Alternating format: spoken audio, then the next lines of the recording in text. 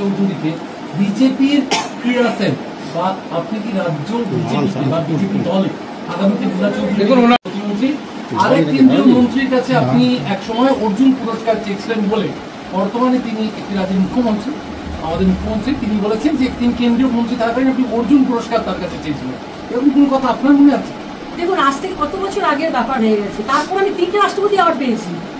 তাহলে আমার যদি ওই অ্যাওয়ার্ডটা আমাকে চাইতে হয়, তাহলে 3টে রাষ্ট্রপতি অ্যাওয়ার্ডটা থেকে আমি অপমান করছি। তাহলে আমি এটা আমি ভেবে অবাক হয়ে যাচ্ছি। আমি যদি অযোগ্য ব্যক্তি হই, তাহলে যদি দিয়ে থাকেন আমাকে, আমি চেয়েছি উনি দিয়ে দিলেন, তাহলে তো অনেকেই চাইছে। তাহলে আরো যারা উনি মঞ্চে আরো দুজনের কথা বলেছিলেন, তারাও কি চেয়েছিল? আমার অ্যাচিভমেন্টটা তার আগে যদি দেখা হয়, সারা বাংলা আপনি দেখবেন, তখনকার দিনে যদি আপনি নিউজ পেপার ঘাটেন, তখন দেখবেন যে আমাদের সাংবাদিক ভাইরা, তখন দাদারা, তখন আমার জন্য তখন লড়াই করছিল। তারা বলছিল বুলা চৌধুরী এখনো কেন অর্জুন পাইনি, সারা দুনিয়া পেয়ে যাচ্ছে, আর বুলা চৌধুরী এত অ্যাচিভমেন্ট করলো তখনও পাইনি। তো সুতরাং দেখুন, আমি ওই অ্যাওয়ার্ডের দিকে তাকিয়ে কিন্তু সাঁতার কাটিনি। আমি সাঁতার কেটেছি যে ভারতের জাতীয়তার উপরে তুলতে হবে এবং মেডেলের পর মেডেল পেতে হবে। শুধু মেডেল পাইনি, আমি অর্জুন অ্যাওয়ার্ড পাওয়ার আগে আমি ইংলিশ চ্যানেলও পাস করে ফেলেছিলাম 89-এ। আমি ইংলিশ চ্যানেল 2বার পাস করেছি, 89 এবং 99। আর সারা দুনিয়ার যতগুলো সমুদ্র ছিল আমি তখন ক্রস করেছি। তখন কেন কেউ আসলো না? আমি ধরে তখন ঘুরেছিলাম স্পন্সরের জন্য। সে কাহিনী বলতে গেলে আপনাদের অনেক সময় লাগবে। এটা একটা কাহিনী, এটা একটা কাহিনী নয়। আমি একটা বই লিখেছি, তাতে একজন বলে, যিনি প্রোডাকশন এগুলো করেন, বলেছিলেন যে পুরো তোর এই জীবনটা কাহিনী নয়, তুমি হচ্ছে জীবন্ত একজন উদাহরণ। সুতরাং আমি ইতিহাস সৃষ্টি করেছি। আমার নেশা ছিল ইতিহাস সৃষ্টি করে যাওয়া, আমার নেশা ছিল মেডেল জয় করে আমার যে ফেম আছে তাতে একটা পাটা সাজিয়ে রাখা। সেটাই আমি আমার কাজটা, আমি কর্মটা করেছি। আমার বাবা বলে তুমি কর্ম করে যাও, কেষ্ট তোমার কাছে আসবে। অ্যাওয়ার্ডটা হচ্ছে আমার কেষ্টটা আমার কাছে আসবে। আমি অ্যাওয়ার্ডের কাছে যাবো না, অ্যাওয়ার্ড আমার কাছে আসবে।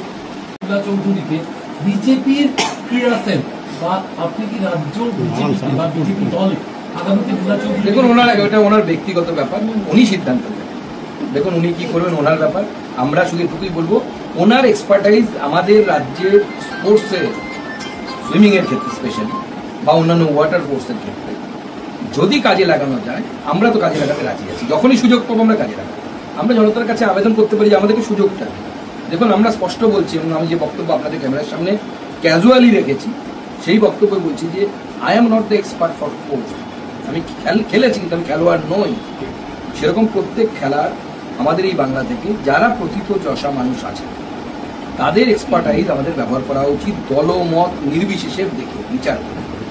যদি এরকম কোনো ব্যক্তি থাকে, আমি মনে করি বর্তমান সরকারের উচিত যে কেউ সিপিএম এর সমর্থক বা সিপিএম করেন, পার্টি মেম্বার, কিন্তু তিনিও যদি কোনো একটি বিষয়ে এক্সপার্ট হন বা কোর্সের ক্ষেত্রে এক্সপার্ট হন, তারও মন্তব্য, তারও যে সাজেশনস, সমস্ত সাজেশন নেওয়া উচিত এবং সেই মতো কাজ করা উচিত।